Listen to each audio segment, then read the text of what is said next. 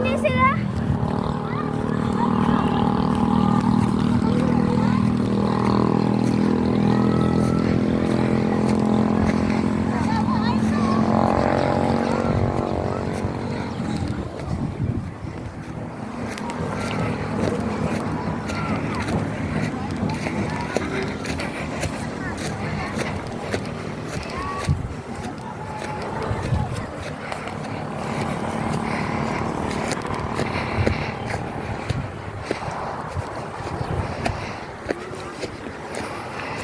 Papunta kami sa Tinagong Resort.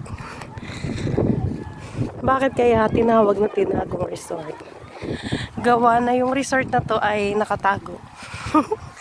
Nakatago sa isang bundok. Nakakapagod maglakad. Ang layo.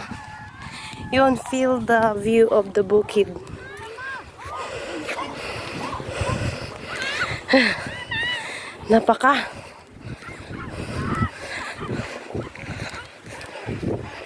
Napakalayo.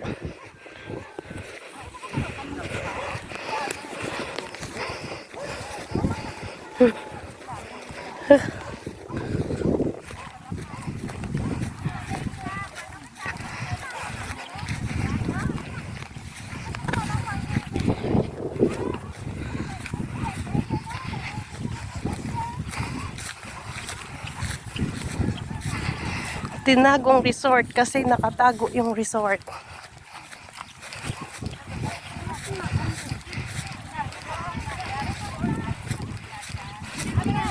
Yun know, malapit na to dito yung Don Salvador Benedicto, yung mga tower ng mga TV network, ganon, yung parang mga GMA, ABS-CBN.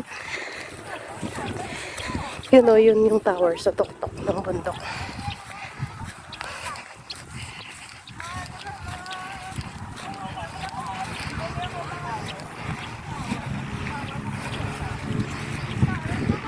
Langa mo na nga Tinago Resort kay gintago nga resort.